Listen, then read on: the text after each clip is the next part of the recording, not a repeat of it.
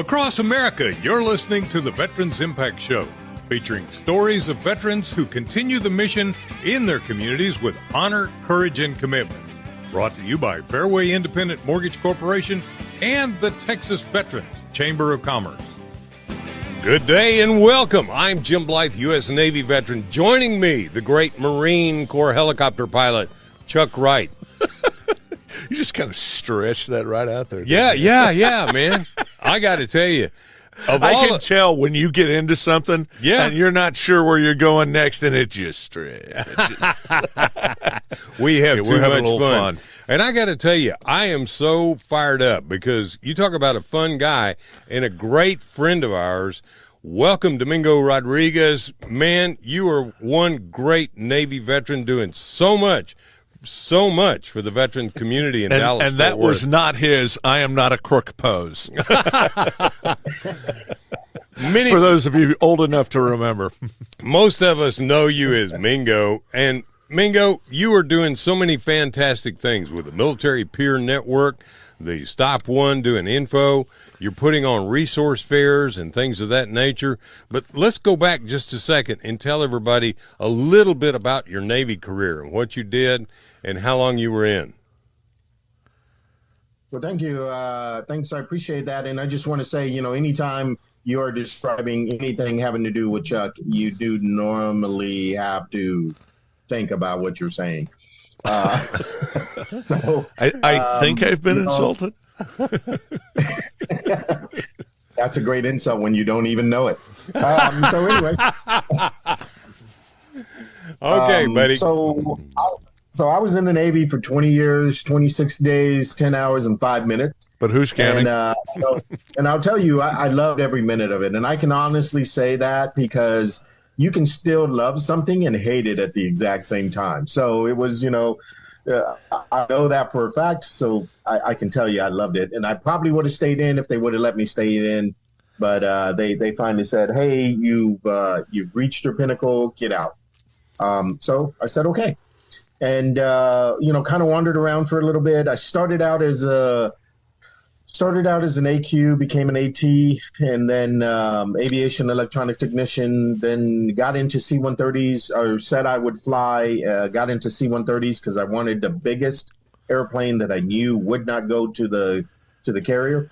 And next thing you knew, man, I'll tell you, that's the Navy's best kept secret right there, even though I'm blabbing it to the world, is I go all around the world, and it takes so long to get anywhere that by the time you land, you have to spend the night because your crew day is already ended. So, especially flying over those South Pacific islands, you're just island hopping from one to another, just spending nights and, in these beautiful, lush South Pacific islands and the beaches and everything else that entails. So, yeah, going to different parts of the world. I've been as far east as Mongolia.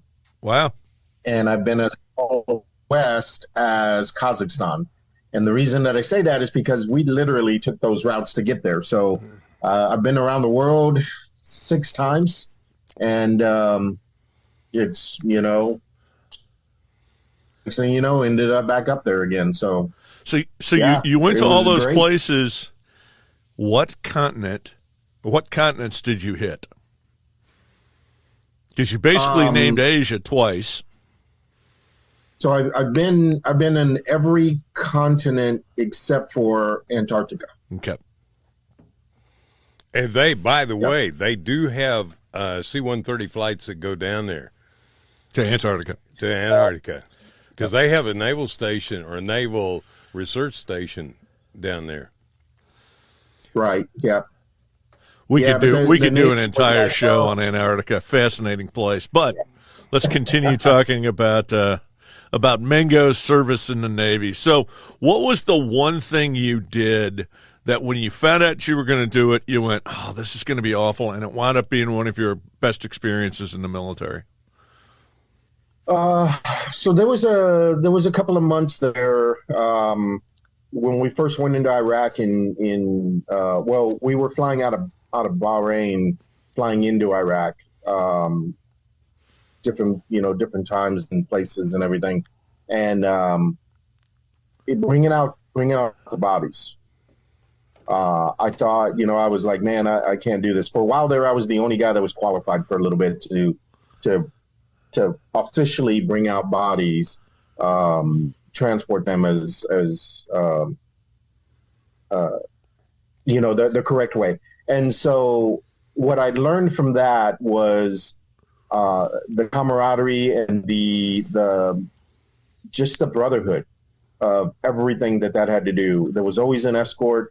I remember I had one person come on, and the person that we were transporting was literally a family member, and it was like, just it was crazy. And transporting bodies, it's actually considered space age cargo, but you're never turning it down. Right. You're never gonna ever turn it down. I mean, the things that we did to make sure that happened, and to make sure that it was clear.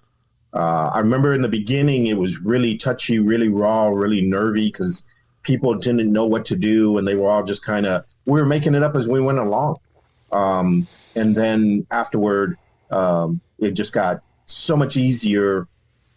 It became more, for lack of a better word, and sadly, it became more standard. There were some things that we were able to put up and then be able to do that. And I would say following that very closely was we were flying into our different places in Iraq and then coming back into Basra to bring people who were injured to the hospital ships. Mm-hmm. So we would pick up burned kids, unaccompanied kids, just, all these scared kids sitting on a big old C-130 trying to get them down to Basra so they can get to the hospital ship so they could treat their wounds. And then hopefully at some point, someone would hook up with them to get them back home. Just learning, I guess the best thing was learning how to be compassionate and how to be, how to be real at that moment for that person, and how to try to understand what they're going through with that. I don't mean to be bringing us down, but it really was a, lifting up moment for me. You say that and about bringing people down, but you're also highlighting how uplifting and uplifting may not be the right word, but how powerful events like this are. It's kind of gotten me thinking, and I wanted to kind of talk about you. You left the Navy. Talk a little bit about your path, because the show really is geared to continuing the mission. And I'm really curious, we've never had this conversation, how you went from retired Navy vet, to one of the guys who literally, I've said this about Mingo, I know it embarrasses him a little bit, but I don't know anybody in the space that is more, if I have a question, he's the guy that I call, and most people look at me and say, well, Chuck will have the answer. Well, my answer is I got Mingo on speed dial. So you make me look really good, but talk a little bit about your transition as you got out and then how you got in to what you're doing now. Kind of walk us through that path.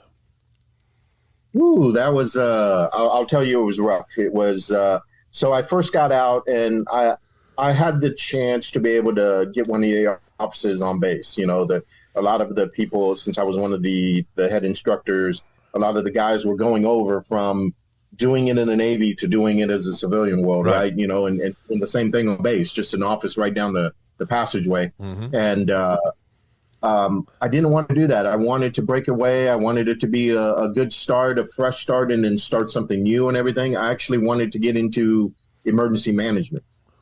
So I started working toward getting back into school. I started going back to school. I went to UNT. They had started the emergency management track back in 1979. They had FEMA there, everything. So I was like, all right, let's do this. And I found out that it wasn't me. It was more, there really is no management in emergency management. It's all admin and disaster planning, right? Right. So you plan all this stuff, the stuff hits the fan, you have this binder and you hand it in Texas, you hand it to the highest elected official, which is normally the county judge, and then they do it all. They follow implement the plan. The screen guideline thing. And so I was like, well, that's not me. I thought about going to the fire department or a police department, and my body's just too beat up. Couldn't, I knew I wouldn't last long there physically. So just kind of, I kept going downhill, not knowing what to do until a point to where I just got so depressed that I didn't even want to get out of bed. There were a suicide attempt or two, and then at one point I remember I woke up. It was a Friday morning, and I decided I was not going to wake up on Monday morning. And that morning that I was there, I was like, okay, I'm not waking up Monday morning. I knew what I was going to do. I had a plan, and I was just going to. So this is my last weekend. Let's go enjoy it. And it just so happened to be this weekend that UNT was having their service ball. It was a ball for all of the services, the veterans that were there at UNT with the veterans. So we combined it all into one big night, and it was 5 a.m. and I was already drunk, and just kept drinking throughout the day and everything else. And I remember I got a phone call from Team Rubicon that night. I was so horrible to my date. And she's still a good friend of mine, which is everything about her, her being a good person. And because I would have never talked to me again with the way I was treating her. But, at one point we were on the dance floor, my phone rang, and I just turned off and walked away. And I remember I was walking by her friend, and her friend's looking at me, and, she's like, you're such an a-hole, all these different things. And I'm like, I didn't care. Yeah. And the phone call ended up being from Team Rubicon. And they told me about, the next day, it was the tornadoes that hit down in Granbury and Cleburne. And so I showed up, and I found my sense of purpose again. I remember walking into that room, and it was a senior center that they had set up as like a barracks. Right. And I remember walking to that room, and it smelled like dirty socks and sweaty humans. I mean, it was, you were back on the boat.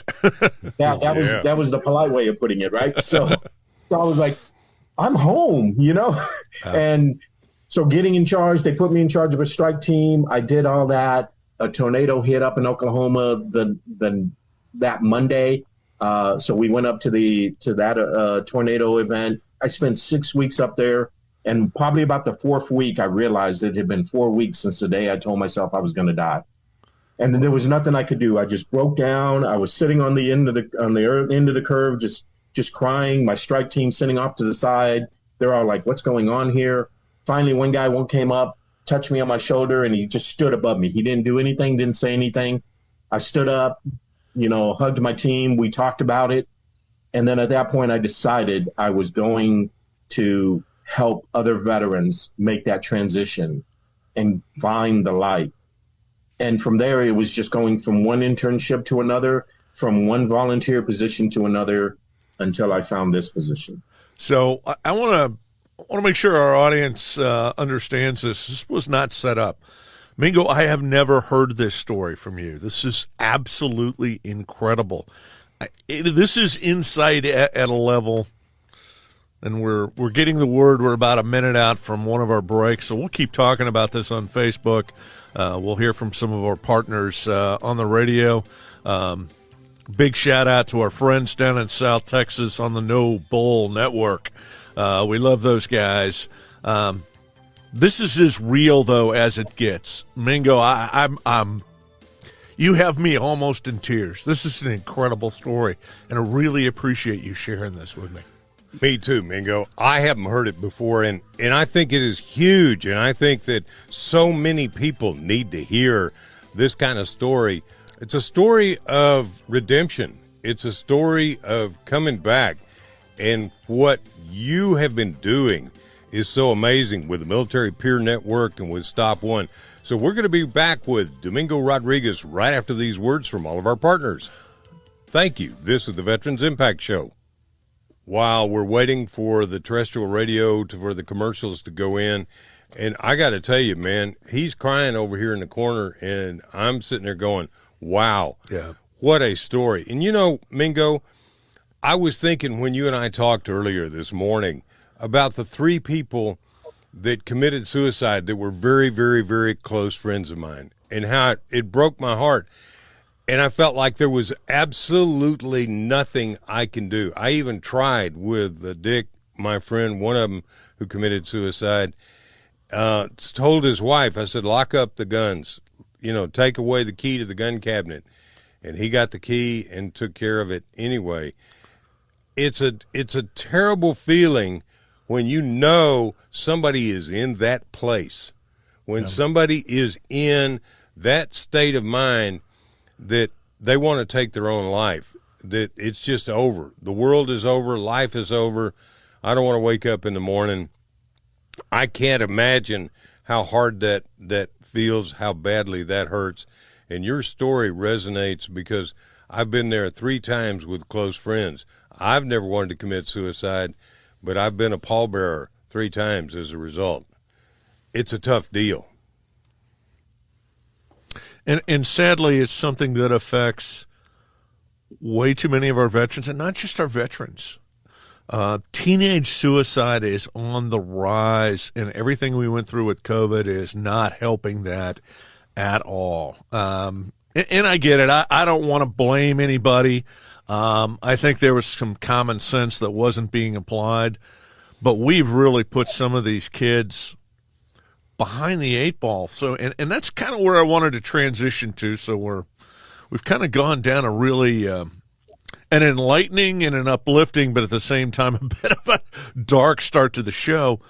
But I want to talk about, now that you've started doing interns and stuff like that, Mingo, what got you into, talk a little bit about what the Military Veteran Peer Network is, how you got into it, and the work that you're doing right now, because you do tremendous work to help our veterans. And we'll talk a little bit about how the whole Stop One program is about. Well, when we go back on the air in just a second for our terrestrial radio, I think that's a great lead-in that we're going to be talking about, how important that is. And, Mingo, how tremendously important what you do is. So let's do that. And how many years ago was that, Mingo? That was 2013. So it was only about 2.5 years after I retired. Wow. You know, I met you in 2015. Yeah, I was going to say I met you about the same time. Yeah. And I think every veteran event that I ever went to, you were there. You were involved. You were right in the middle. I have so much respect for you and how you help veterans. It's just amazing. So we're going to be back on the air in 30 seconds with our terrestrial radio. Facebook, thank you for staying with us. Please share this. Please share and subscribe to our Veterans Impact YouTube. Get this word out there. We want to help veterans. We want to not only bring the communities together, but we want to help those veterans who really need help. So we're going to be back on the air in just a second.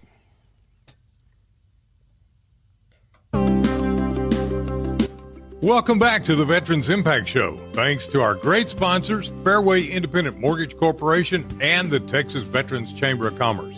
Now, let's continue this conversation. Well, Chuck, I think this is an incredible conversation, but I want to break in for just a second to say that Lone Star Wealth Strategies, that you are involved in helping people with retirement, you have replaced that where you're not doing the Veterans Chamber of Commerce anymore. And so this is really important, what you do, and you and I work together, but what you do is incredible. People need our motto is, don't worry, retire happy. We talk about the great stresses in life, and one of those is people get to the point where they feel like they can't retire. So that's one of the things that we work with. We are able to actually increase people's income in retirement, generally speaking. we are able to get them better rates of return. But the one thing, it is, don't worry, retire happy. These should be the best years of your life. But the problem is Saturday is the day you spend the most money every week. Again, generally speaking. The problem is when you retire, every day is Saturday. So it gets a little pricey. So let's get back to, and we are having an incredible conversation and learning a lot.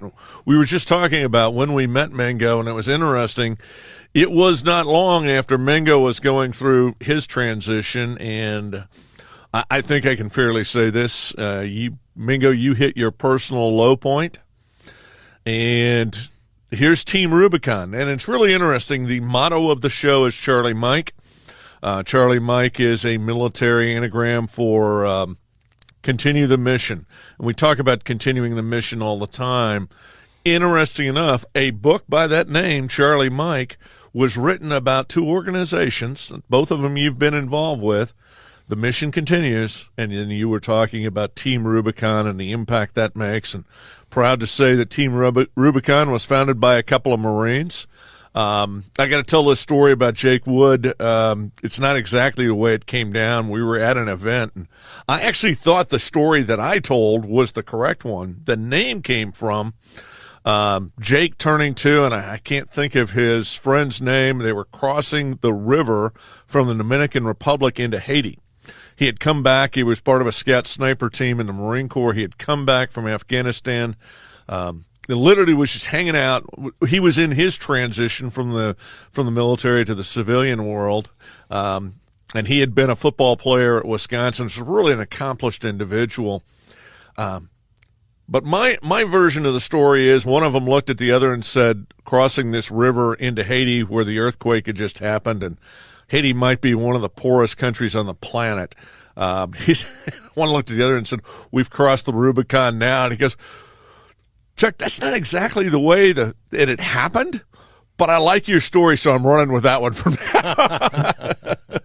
But it was just amazing, these connections that we have, and we both met Mingo shortly after this had happened. I was working with Iraq and Afghan Veterans of America with their Texas leadership group, and Jim and I got started on the air, and Mingo became part of that very quickly. And I can't remember now exactly when we met in all of that, but the point was, you'd hit bottom, Mingo. You started looking out for things to do. What a great story.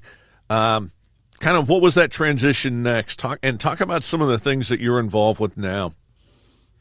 So, like I said, it was tough to get up in the morning. It was tough to do things and everything. And then once I went on this deployment with Rubicon to go, help these victims, or not victims, but to help these people that were affected by these tornadoes, seeing the resiliency and the strength and everything that these communities were giving back into what we were also putting in, was amazing. And it felt like being back in the military again. It felt like, you have to realize I was in C-130s.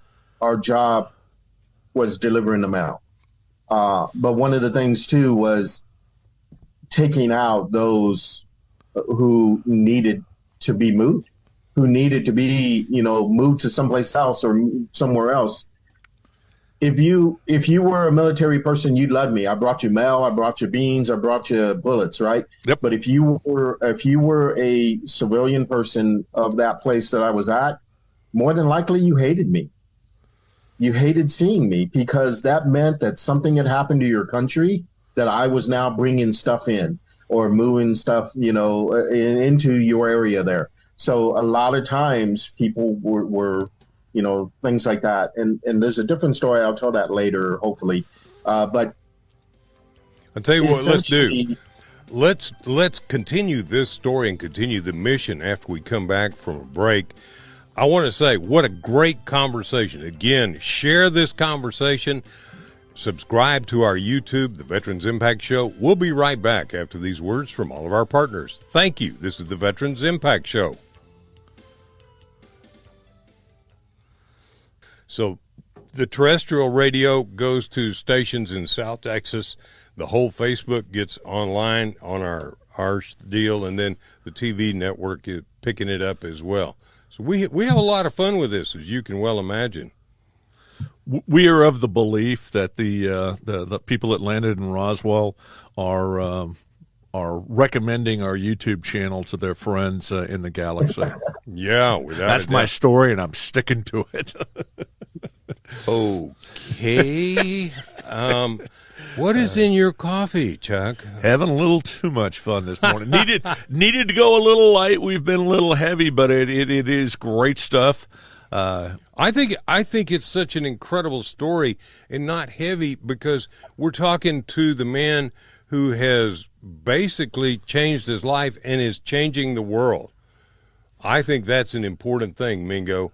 You change veterans' lives. And so when we come back, I think we ought to really delve into the programs, what you're teaching, what you're doing, and tell us some success stories. Yes. Oh, hello. Okay, let's get the mouth to work. Everybody knows what's in your tea? I don't know. It's just hot water, man. Let me tell you. I think the first time I met Mingo was out in west of Louisville in the Double Oak. There's a big Circle R Ranch or something like that. Yep. And there was a huge veteran event. And here's this bearded guy walks up to me, and I think you knew him by then, Chuck. But also Lynn Toomer was there, and we got to know him. And I think Lynn he is now the state commander for VFW. He has been the state commander for the Purple Heart. The Military Order of the Purple Heart is how that is exactly put out. And if I recall right, that was a event for Halo for Freedom, which is a group that was created by former Army Golden Knight jumper, and now his name flew right out of my head, but that's okay. Great organization that was serving our seriously wounded combat veterans and making a difference. But that was a fun show because we had a table. We had a table there. And the next year I wound up unintentionally, it wasn't set up this way, I wound up being the keynote speaker, which was really kind of weird because I followed a pair of, including the late Sam Johnson, who is just an incredible man, but I followed a pair of Vietnam POWs. And it's a long story. We'll tell it at another point in time, but we did something that was really cool for a World War II vet. So all right, we're getting ready to come back on the air. Welcome back to the Veterans Impact Show. Thanks to our great sponsors, Fairway Independent Mortgage Corporation and the Texas Veterans Chamber of Commerce. Now, let's continue this conversation. Hey, this is Jim Blythe, U.S. Navy veteran, and joining me, Chuck Wright, and then another great Navy veteran, Domingo Rodriguez, better known as Mingo. I don't think there's a veteran in Dallas-Fort Worth that doesn't absolutely think the world of you, Mingo, and all that you do for veterans. While we were on Facebook, we talked about a number of great things, but let's go for radio. Tell us what you're doing now. You talking to me? Yeah. Okay. You are the star of the show. Well, I appreciate that. It's all about you today, Mingo. By the way, definitely, Mingo is the one of the three of us that has a face for TV. I mean, there we go. Here we go. We should apologize to our Facebook listeners, watchers. So, just all these different things that we're doing, we're trying to, as you say, make an impact in the veteran, the service member, veteran, and family community. We're trying to reach those vets, and now we're trying to reach those before they even get themselves in trouble. I said that, I hit my lowest point between that 2 to 3 year mark, and I have a firm belief that the majority of us tend to hit that same point at some point. I call it the wall. You get out, you're in the military, you have a mission, you have a purpose. Your mission is your job, and your job is to complete that mission. So your mission is your job, and your job is your life. Because it didn't matter whether it was 2 a.m. or 7 a.m. and I just got off of mid-watch. If they called, I had to show up, right? They're like, come on in. And then now, fast forward to now, it's not the same. People are switching from jobs to jobs. People say it's a mission, but in reality, everyone talks about teamwork. But in a lot of different places that I see, teamwork is everything that we do to help me accomplish what I need, and that's it. So that's not really what teamwork is. It's about getting into that mission, getting into that one space and going through there. I found that I needed a mission when I went to deployed with Rubicon. I also found that I needed a job that I could stay in one place so that I could have my rent, because my dog would eat me, if we were homeless on the street. So I ended up looking for things that at the time I was working for the North Central Texas Council of Governments, and I was looking for a place to be able to do things and complete that, have that mission goal in my life. And that happened by me becoming a part of the Mission Continues, because we were able to do things on the weekend. We were able to go do these different things, show up, get it done, build outdoor classrooms, help paint some of the schools, do all this other stuff in South Dallas that we were doing. And we did a couple Mission Continue projects to help with the Texas Horse Park that is down in the Trinity River bottoms. Absolutely incredible facility. Did a lot of work out there, a lot of sweat equity. And, and I was just about to go there. From there, I realized I needed a mentor. And from that event that we did down there at eQuest, for eQuest, for doing those trails, I found that mentor in Jeff Hensley. Ah, yes. He didn't know it at the time, but but because of all that, I was like, what is this guy doing? He's doing it so well. How do I do it? So I started, little questions. How do you do this? What would you do for here? I joined IAVA, started working joined the leadership training from Mission Continues, because he did that. He was a squad leader. He was a platoon leader for Mission Continues. He was a squad leader for IAVA. He was, so I started doing all of that.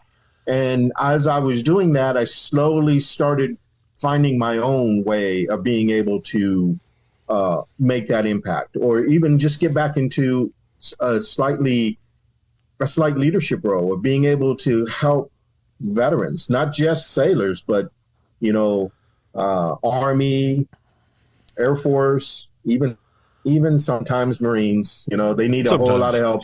They do, and you got to bring your crayons, or they don't know how to make notes. So, in doing that, I found, because I for a while there, I started my own business, and I was actually being pretty successful at it, but I found that I was converting more time, taking more time off to do my volunteer work. Right. And eventually they offered me a part-time position, and from there it turned into a full-time position, and I had to make that choice. Do I continue with my business, or do I, do this? And I thought to myself, well, I've kind of broken the code on how to be able to make money at the business thing, and it's something that's always going to be there. So let's give this a chance before. And when you say this, what are you talking about? I'm talking about the MVPN, Military Veteran Peer Network. That's what I was volunteering as. As a volunteer, they offered me a part-time position. I moved into that, and then after a while, they were like, "Okay, well." So talk a little bit, before we go too much further down your path, talk a little bit about who and what MVPN is, because it's I think one of the best organizations run by the state. So it is, the way I put it is, it's unfunded mandate from the Texas State Legislature to the Texas Veterans Commission. TVC said, we can't pay for it. We'll run it, but we can't pay for it. HHSC said, we'll pay for it, but we don't want to administer it. So they pushed it all down to the local mental health authorities.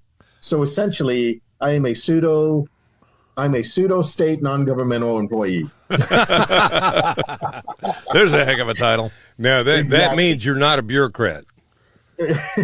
So I work for MetroCare, but I'm fulfilling all the grant requirements for the state, if that makes sense. And part of those requirements are being able to provide peer services to any service member, veteran, and family. And here's the thing, family is such a widely used term. And the service members, that's active duty, veteran, reserve, National Guard, even State Guard here in Texas. It's any Texas military forces.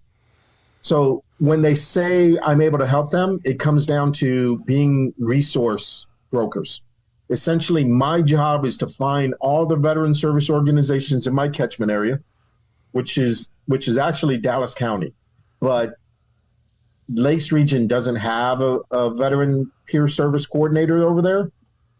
So I have to cover as much of those areas as I can. And it's when you say Lakes Region, what are you referring to? That's Ellis, Kaufman, Rockwall, Hunt, those areas that are right beside us. Okay. Lakes Regional is the local mental health authority on that end. Okay.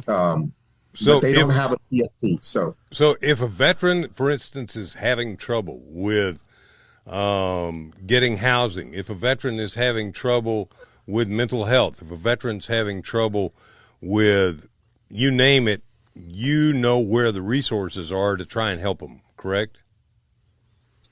Yes, as much as possible. If I don't know, I find somebody who does. Okay. Specifically for their area.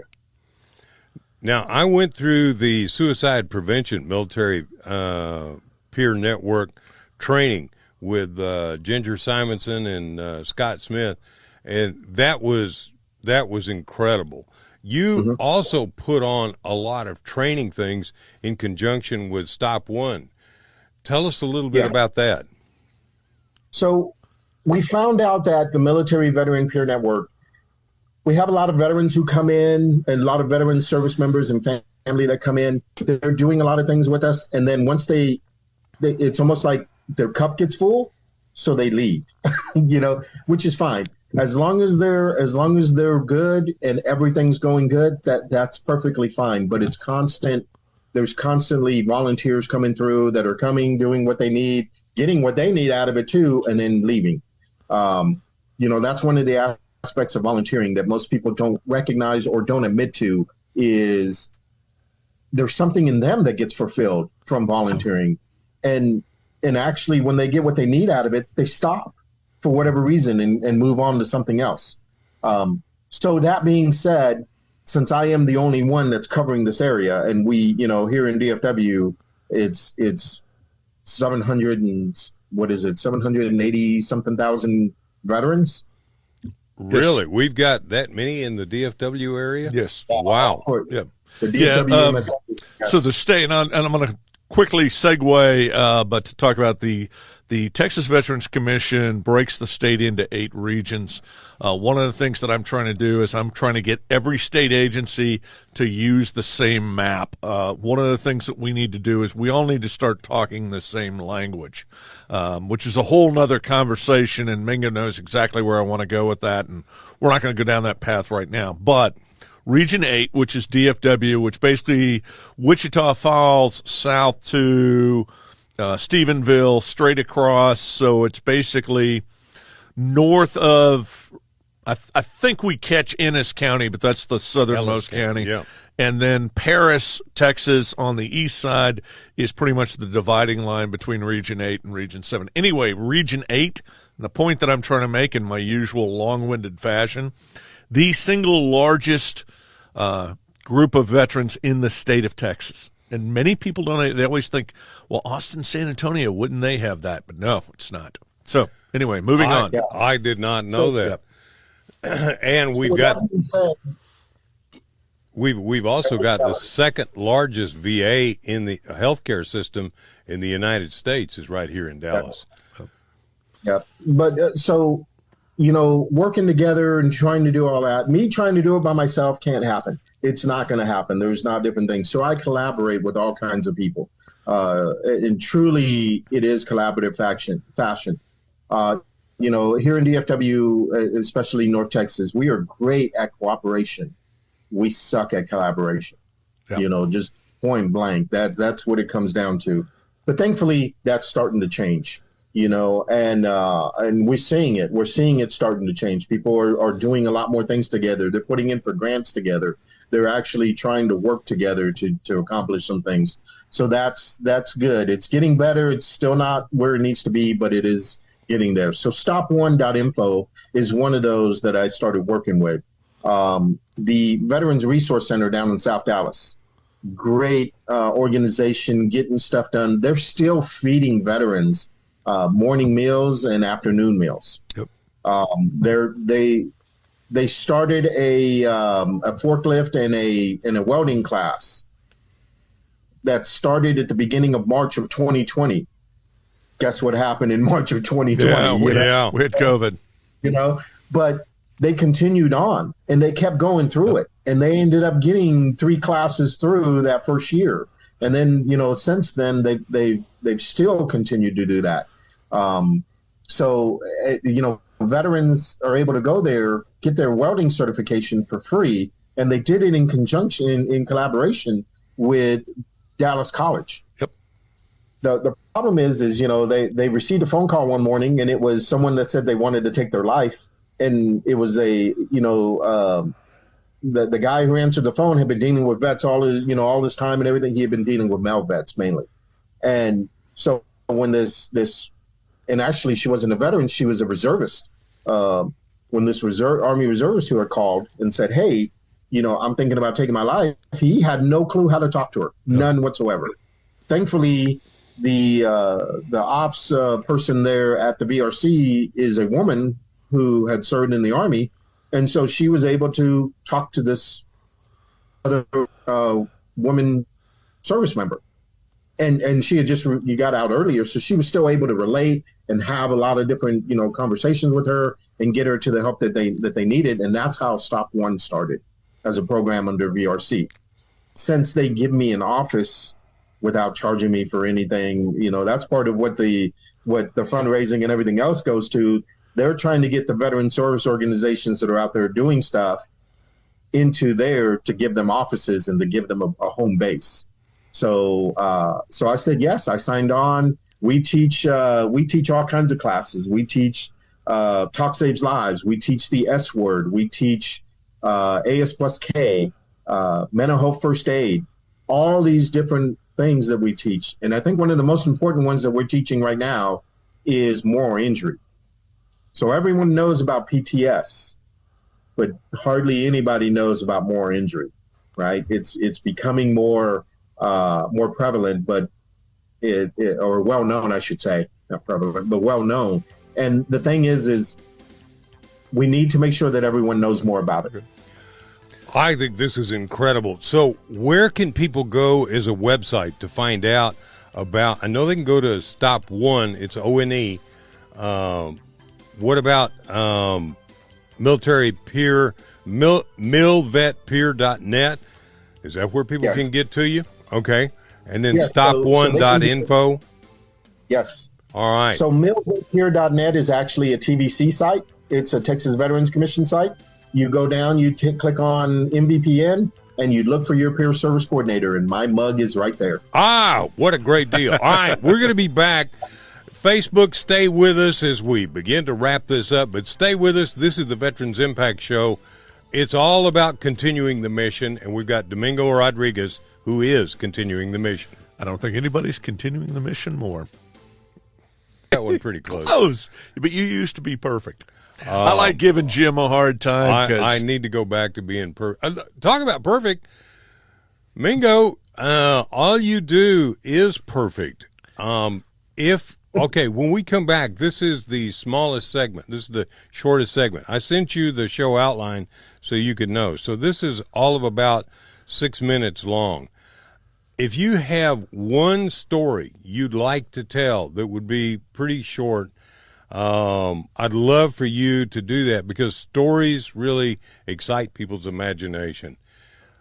We also, I want to mention something, though, and I'm going to ask, Nathaniel, can you put that attachment I did up for just a second? Because this is important. Mingo, what this is a dentist, my dentist, they're working with the Dallas County Dental Society Foundation. Yeah.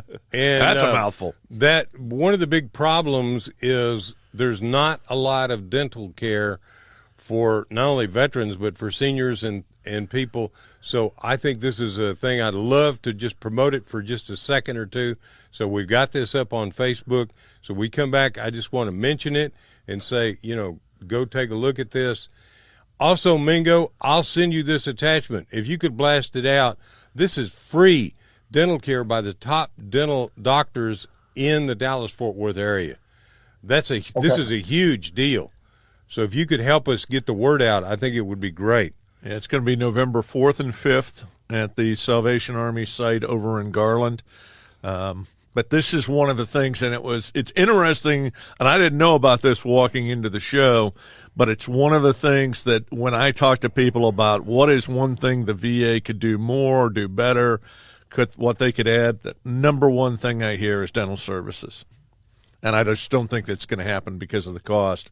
But this is a way, and I want to start next year. One of my missions is going to be to start reaching out to the dental foundations and see if we can't start getting more of this done. But we need to push this out. Well, we got it right here, and Yep. my doctor does it.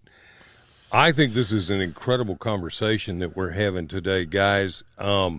Again, subscribe to us on YouTube. Share this. Get it out. We need people to know about the Military Vet Peer Network and all that it does to collaborate, bring people together, and provide them resources. When we first got started in 2015, Chuck, one of the biggest complaints we heard was, well, where do you go to get information? Where do you go to get help? And the first place I tell people right now is basically Domingo Rodriguez. And that's where you get started. When we come back on the air with the terrestrial radio, that's one of the things, Mingo, would you walk through, give us the 30-second to 60-second, your advice, because we're blasting this worldwide, statewide, our veterans that are in outer space. I guess we got some Space Force veterans. Well, I guess none of them have left yet, but no, we do have Space Force veterans. We have Space Force veterans already. Yeah, so anyway, sorry, making fun of the Space Force and the Jetson crowd. But the point that actually is important, you've got a veteran who needs services. Would you walk through? And we're getting ready to come back. Welcome back to the Veterans Impact Show. Thanks to our great sponsors, Fairway Independent Mortgage Corporation and the Texas Veterans Chamber of Commerce. Now, let's continue this conversation. Well, Chuck, let's mention real quick the Texas Mission of Mercy, the free dental clinic for veterans and their families, November 4th and 5th, Salvation Army at 451 West Avenue D in Garland. You need to register for that. If you need information, I'll send you the website. It's the Dallas County Dental Society Foundation is doing this free for veterans dental help. The information will be posted on our Facebook. So go to our Facebook for this show, and you will see it. We're going to be putting it out in other places. It's November 4th and 5th, but this one is specifically for our veterans. But it is free services, and I know that this is something that's a big need. It's really not being filled. I understand why. It's a cost issue. But I promise you it's going to make a huge difference for our vets who have not been getting the dental they need. Okay, Mingo, I had asked you on the break, could you tell us a short story that emphasizes some of the things that you're doing with the network? So I keep I'm just going to talk. The computer looks like it's slowed down and everything, so I'm just going to keep going, though. You're looking great on our end, man. what we're getting ready to do here is the state fair. So we're going to have a booth over at the Go Texan Pavilion for 21 days at the state fair. And I'll tell you, one of the amazing things that happened last year was we had all these people. I remember specifically one Marine who came up, and this happened at least 4 or 5 times a day. Whether it was male or female, it happened. Someone would come up, they would say, hey, what's this? Oh, okay, well, and I'd ask them, have you gone and got your services? Have you gone to the VA? Have you done, do you have a disability rating? Do you have all your benefits? And they're like, no, I don't deserve any benefits, or I didn't earn any benefits. And I'm like, okay, well, what do you mean by that? Well, I just did my 4 and got out. And at that point, I started looking at them and I'm like, you did your 4 and got it out. So what does that mean? What does 4 years in the Marine Corps look like? And this person told me, hey, look, I never deployed. I went to Okinawa and did my 4. We never deployed anywhere. So I got out, and I was like, okay, what years was this? And they told me the years, and it was, after 2003 and everything else. So I was like, okay. So did you know that a deployment to Okinawa is considered a forward deployment? You are called forward deployed for a reason. You're out Conus. Did you know this? Did you know that? And they were like, what? You mean that? So long story short, gave them a card and said, hey, give me a call. Let's go through this. Let's talk, about different things. I don't do it for them, but I tell them where to go to find that information out. I tell them exactly. In some cases, I can tell them exactly who to talk to. Got them in touch with someone at the Texas Veterans Commission that was able to get them, into a claims person, and they put in their claims. And that person has called me and said, I can't believe this all started from just a, did you serve question. Mm-hmm.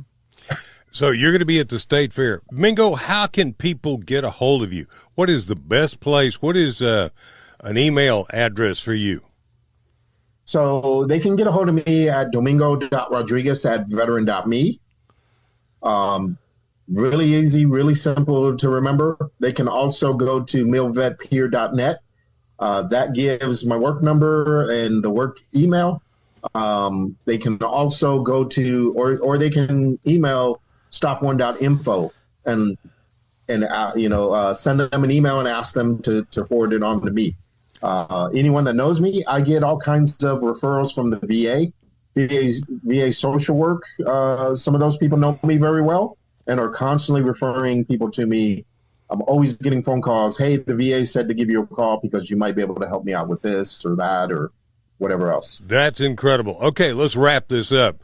Let's say a prayer. Dear God, we thank you for our active duty military. Thank you for protecting them. Thank you for protecting our first responders. Thank you for men like Domingo Rodriguez who continue the mission. Guide us and direct us and bring our country together. This we pray, Lord God, in your name. Thank you and an amen. Domingo, what a great way to start my day talking with you, and what a great story. Again, Facebook, radio, go to the Veterans Impact Show. Join us on the YouTube. Join us on Facebook. Where else can people join us? You can give us a call. Yeah, chat us. Give me your phone number. Hey, 214-502-4600. Love to talk to you. And for my friends in Jacksonville, Joe, thank you for being on board. My friends throughout South Texas, thank you for being on board. This has been the Veterans Impact Show.